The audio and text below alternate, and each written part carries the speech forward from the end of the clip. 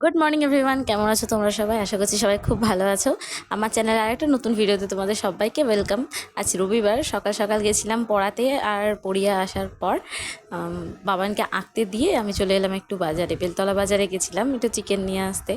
বাবান আঁকতে গেল, ওখান থেকে আমার এখানে সুবিধা হলো আসতে, বেলতলা বাজারটা সব থেকে কাছে পড়ে। ও আদর্শ সংঘর ওখানে আঁকতে চলে যায়, তারপর আমি ওই একই টোটোতে বললাম আমাকে একটু বাজারে ছেড়ে দিন, বাজারে ছেড়ে দিল।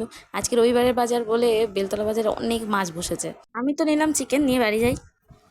সকাল সকাল পড়িয়ে, হ্যাঁ 600 না, 500 থেকে একটু বেশি, 130 টাকা ছিল, আমার 130 টাকা নিয়ে নিয়েছি। আজকে চিকেনের দাম 240, দাম বেড়ে গেছে আবার। বাজারে এসে সবাই বলছে একটু দাম কমেছিল শুনলাম, বলছে আবার বেড়ে গেছে। চিকেনের দাম কমছেই না কোনো মতে।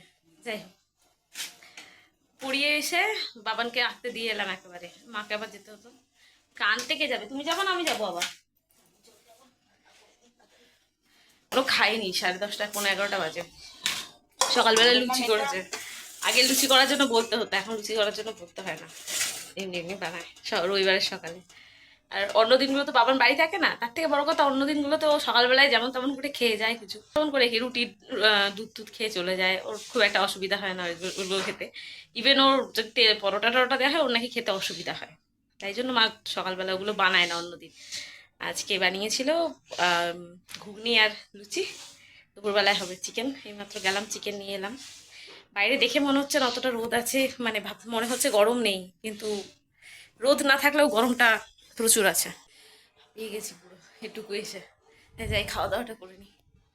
স্নান করে এসে বসেছিলাম, ভাবলাম বাবানের নাচটা একটু প্র্যাকটিস করি। প্রত্যেক সপ্তাহে গিয়ে যখন নাচ পারে না সবার মধ্যে তখন লজ্জা পাই, কিন্তু বাড়িতে প্র্যাকটিস করতে তাও কষ্ট হয়। হ্যালো, জোর করে একটু বসা মানে করাতে হবে। তারপর বলছি তাই একটু কর, আমি ভিডিও দেখে তোকে তালগুলো বলে দিচ্ছি। আমারও মনে থাকে না, আমার কাছেও তো এগুলো নতুন সব। যা কর আমি তোকে বলে দিচ্ছি, আওয়াজটা চালিয়ে দিচ্ছি, তাহলে করতে পারবি তো? আমি করে দিচ্ছি। ও একেবারে এখনই বেসিক লেভেলে আছে, একেবারে তো নতুন শুরুই করেছে, মোটে 2 মাস হলো। অনেক ছোটবেলা থেকে দেওয়ার ইচ্ছা ছিল, বিভিন্ন রকম কারণের জন্য দেওয়া হয়নি। এখন যখন আমার টাইম থাকে, ফাঁকাই থাকি, আমি একটু প্র্যাকটিস করিয়ে দেবো, এই জন্য মাকে দিয়ে আর কি জোর করে বলিয়ে ওকে নাচে ভর্তি করিয়েছি। আর ওরও খুব ইচ্ছা নাচ শেখার, যেগুলো আমরা ছোটবেলা থেকে পাইনি ও যেন পায়, এটাই আমরা চাই সবসময়। যাই হোক, পড়াশোনা নাচ যাই হোক না কেন, সব কিছুতে ওর জন্য আমি ওকে একটু গাইড করার চেষ্টা করি সবসময়। ওকে নাচটা প্র্যাকটিস করানোর পর পুরো স্নান টান করে এসে পুজোটা দিয়ে দিলাম। আর এখন বেশ ভালোই দেখছি গাছে কয়েকটা ভালো ফুল ফুটছে। আর ফুল বেশি বেশি ফুটলে না আর বাইরে ফুল নেওয়ারও দরকার পড়ে না, খুব সুন্দর করে পুজো দেওয়া যায়। আজকে হয়েছে লাল শাক আর এই বড়াটা। কালকে বোন আলু সেদ্ধ করে ওর মধ্যে চালের গুঁড়ো টুড়ো দিয়ে কিছু একটা বড়া বানিয়েছিল সন্ধেবেলায় খাওয়ার জন্য। আর আর সেখান থেকে কিছুটা রেখে দিয়েছিল, ওটার মধ্যে আজকে মাকে বলেছিল একটা ডিম ফাটিয়ে ওটাকে মেখে নাকি বড়া বানানো যাবে। এই যে চিকেন, রবিবারের চিকেন, যেটা ছাড়া বাবানের দিন অসম্পূর্ণ, রবিবার দিনটা। সারা সপ্তাহে এই শনি রবিবার দিনটার মধ্যে শনিবারটা তো নিরামিষ থাকে, ও বেচারা খেতে পারে না। ওর আবার চিকেনটাই একটু পছন্দ, মাটন ওর খুব একটা পছন্দ না। আর মা যে বড়াটা বানিয়েছিল না, বড়াটার টেস্টটা অনেকটা মাছের ডিমের বড়ার মতন লাগছিল গন্ধটা, কিন্তু খেতে অন্যরকম লাগছিল। খেতে খারাপ লাগছিল না, বাট কিছুক্ষণ খাওয়ার পরে দেখলাম একটু গা পাকাচ্ছিল, মানে আমার একটু আবার আজকে গন্ধতে অসুবিধা লাগে। যাই হোক, চিকেন হয়েছে লাল লাল করে ঝোল। তাই মাকে বলছি, ডাক্তার যদি এই ভিডিও কোনোদিন দেখতো তাহলে আমাকে আবার ফোন করে বকা দিত, তুমি কি করছো এইসব, আবার তো তেল ঝাল খাওয়া শুরু করে দিয়েছো। আমি বেশি ঝোল খাই না, ওই জন্য ঝোল খাওয়াটা ছেড়ে দিয়েছি মোটামুটি। আর বলি আমাকে ঝোল টোল দিও না। চলো খাওয়া দাওয়া করে নিই। সকাল থেকে তো মেঘ মেঘ করেই ছিল, কিন্তু দুপুরবেলায় খেয়ে ওঠার পরে যা দারুণ বৃষ্টি হলো না, মানে সেই প্রায় 4টের থেকে শুরু হয়েছে, 6টা অবধি বৃষ্টি হয়েছে টানা, আর জমজম করে জোরে বৃষ্টি পড়ছিল। আমি কি জানি কেন, মানে আমার ফেভারিট সিজন কি বলতে পারবো না, কিন্তু আমার বৃষ্টি হলে রাত্রেবেলার বৃষ্টির আওয়াজটা ভীষণ ভালো লাগে। দিনের বেলা বৃষ্টি হলেও ভালো লাগে, কিন্তু রাতের বৃষ্টিটা মানে জাস্ট অসাধারণ লাগে। আমি আর বাবার মিলে এই যে বদমাইশি করছিলাম বসে বসে একটুখানি, আর অন্ধকারের মধ্যে বসে বসে বৃষ্টি দেখার একটা আলাদা মজা আছে। কারেন্ট যায়নি, কিন্তু অন্ধকারে আমরা দুজন মিলে বসে বসে চুপ করে বৃষ্টি দেখছিলাম।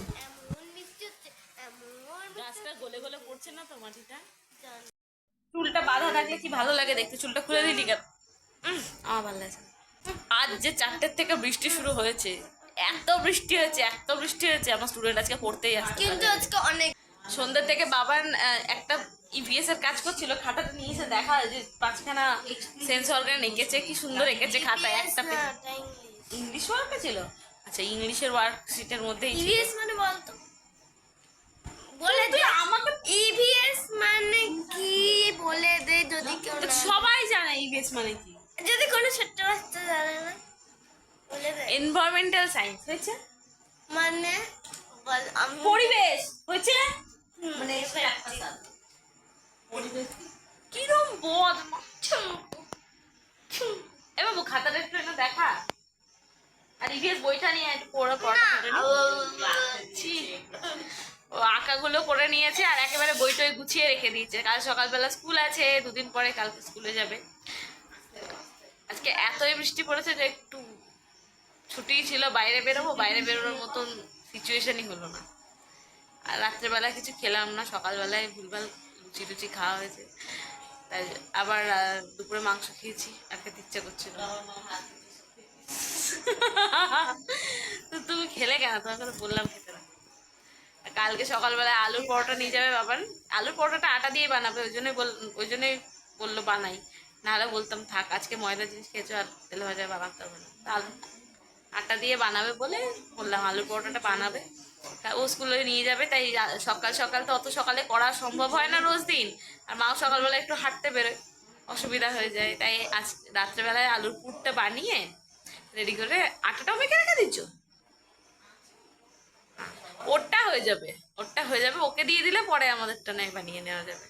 তোমাদের দেখাই, আলুর চোখাটা পুরো বানিয়ে রেখেছে, এত সুন্দর লাগে চোখাটা, এমনি খেতে ভালো লাগে। ওই দেখা দেখা দেখা চাপে না, এই ঢং তাতে দেখা, আরে সাবাস, কি সুন্দর রেখেছে। আইস সবকটা তুমি একা এঁকেছো? আমার দিদি হাতে একটু হেল্প নিয়েছে বোনের কাছ থেকে, বাকিটা নিজেই চোখা বানিয়ে রেখে দিয়েছে। ঠান্ডা লেগেছে যখন সকালবেলা স্নান করতে হবে না, ওর লেগেছে।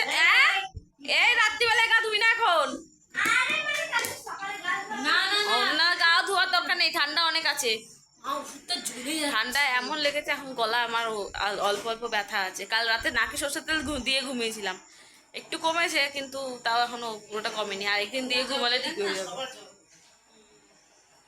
যেটা বলার, ওই তেলের মধ্যে একটু কালো জিরে, রসুন, পেঁয়াজ আর লঙ্কা দিয়ে ভেজে নিয়ে তার মধ্যে ওটা আলুটা, মানে সেদ্ধ আলুটা দিয়ে চটকে রেখে দিয়েছে, নুন টুন দিয়ে একেবারে বানিয়ে রেখে দিয়েছে।